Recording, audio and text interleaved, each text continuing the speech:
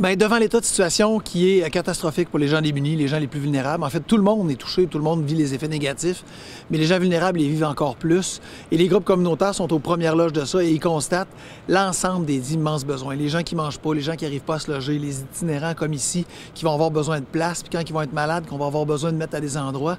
C'est possible de dire aux gens, restez chez vous, mais quand tu n'as pas de chez vous, qu'est-ce que tu fais? Bien, ça prend des organisations communautaires pour les nourrir, ces gens-là. Et devant l'immense quantité de besoins présentement qui sont en hausse, et devant le fait qu'on a moins de bénévoles pour le faire parce que les gens sont confinés, respectent les règlements et c'est normal, on appelle aux dons. On a lancé un fonds d'urgence Centraide et on invite les citoyens qui le peuvent. On comprend que c'est pas tout le monde qui peut. Il y a des gens qui perdent leur emploi. Il y a des gens qui sont dans des situations vulnérables, alors à un moment donné, c'est plus difficile. Mais ceux qui le peuvent, ceux qui ont des ressources, on les invite à contribuer.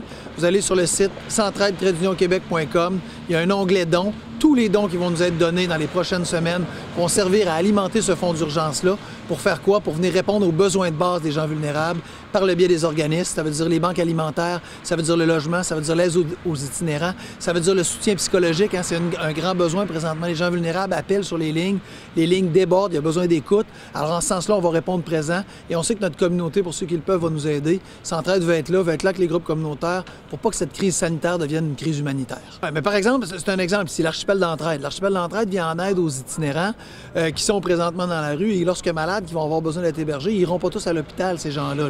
Alors c'est une somme d'organisations qui vient répondre aux besoins de base. On n'est pas en train de parler de groupes d'estime de soi, même si c'est important. On parle des besoins de base pour survivre, pour faire en sorte que des gens qui sont démunis, vulnérables, passent à travers la crise. Centraide, on va être là et les gens nous ont dit, on a reçu beaucoup de bons commentaires, notamment des organismes.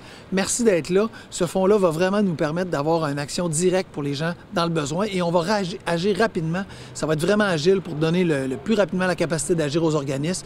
Et c'est pour ça qu'on appelle aux dons. C'est pour ça qu'on dit aux gens qui le peuvent, aux entreprises qui le peuvent, allez sur notre site web, faites ce don-là, appelez-nous.